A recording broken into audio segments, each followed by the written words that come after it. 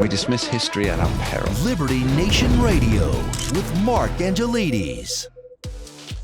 Fentanyl deaths hit a record high again. Drug deaths are a seemingly unsurmountable issue that gets a mere fraction of the attention given to gun deaths.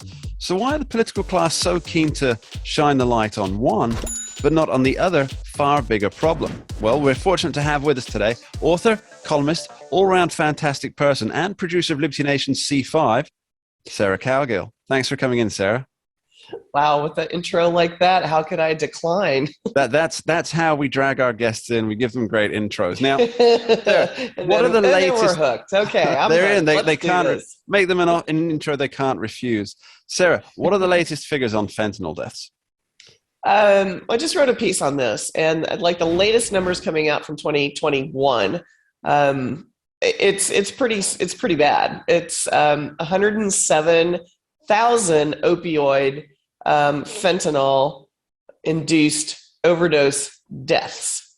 That doesn't include hospitalizations. It doesn't include drying people out. It doesn't include the mental problems that creates when a person does have an overdose. I mean, sometimes it's a lifetime of care if they do live through it.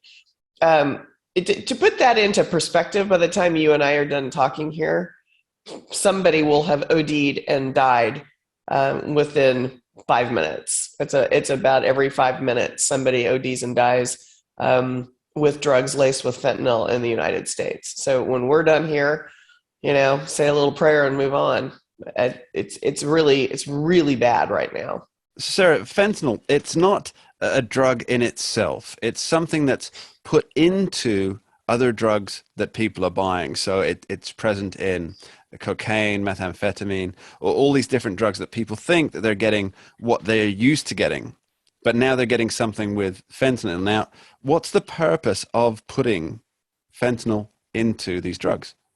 Well, if you look at what fentanyl was created for, it's a cancer pain management drug. So it's severe, debilitating pain it was created for. It is 80 to 100 times more potent than morphine. So you have a drug that is very cheap to manufacture. They can cut it into the drugs that they want to sell, like meth, like cocaine, like heroin. They cut it into that. And then you have an extremely addictive drug, which makes them want to buy more and more and more. All right, so all this fentanyl, it's coming across the border, then being processed into the drugs, presumably in the United States, though I presume some of that happens in Mexico too. And the fentanyl's coming initially, the majority of it, from China and then through the porous border. Now, yes. Here's my question. If the southern U.S. border were shut down to all illegal entry, trafficking of all kinds, whether that's goods, people, anything, how much of a difference would it make in terms of lost lives? Oh, it'd be an immediate difference. If you look at when we had the border closed from Title 42 under Trump, that the Biden administration sort of continued in the process of getting rid of that any day now. You had a lot less problem. If you look at just the straight numbers after the border was reopened, after people started letting people coming back through and commerce began in earnest again, Border Patrol seized 639 pounds of fentanyl-laced drugs. That's what they seized. Now, I know what that is, but maybe some of our listeners don't understand what 639 pounds, what the lethal capability of that weight is. That's what they caught. You know the old adage, if you see one mouse, he's got a family of 400 living behind your other wall. So this is what they have stopped. It is beyond a deadly amount of drugs. I mean, and people don't understand that much fentanyl is enough to lay waste, to kill a whole big size city of people. Yes. Yeah, you can take out Seattle, basically. Yeah. The other problem, I mean, if you look at it, if you compare March 2020 2001 to March 2020, there was only 245 pounds seized. So it's ramped up that much. That's a 233% increase in just a year, and it's not going the other direction. Now, I want to stick with the same topic, but move off on a slight tangent, if I may. This last week, we saw Joe and Jill Biden lamenting the very tragic murders of 10 people in Buffalo. And according to Joe Biden and his press folk, he's ready to move hell and earth to stop it happening. These murders happen, these gun murders happening. Yet I think for most people, a death by ingesting a drug that wasn't supposed to be in the drug that they wanted to take, it's still a murder in terms of whether that's a correct legal take or not.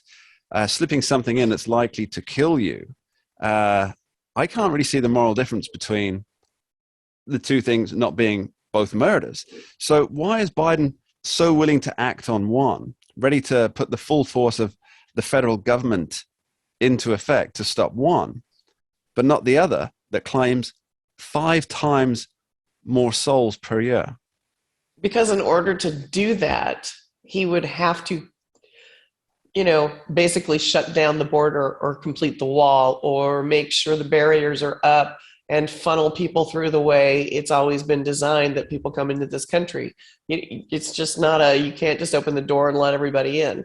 And he refuses to do that because he's got progressive people hammering him instead of doing what he needs to do, which is really tamp down what's going on the southern border. He prefers instead to work on, let's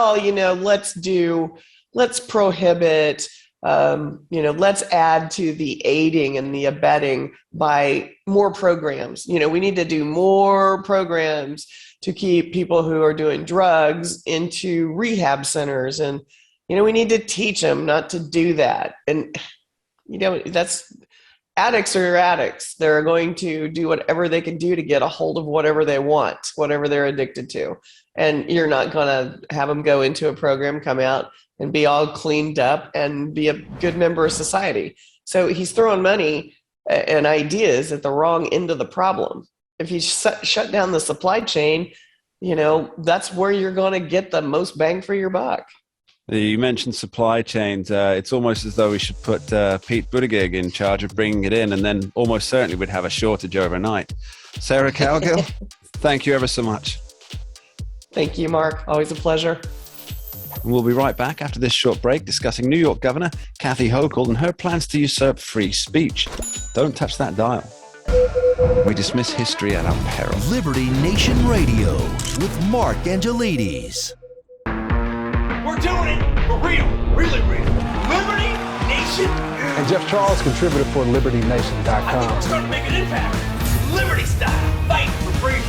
The tracking poll sponsored by Liberty Nation for Thursday. Mentioned by Dan Bongino, Rasmussen, Jordan Peterson, and I can others. do it again if you want me to. Cited in Mark Levin's American Marxism. I think we're starting to make a really big impact. Get noticed. We're doing it. Rock on.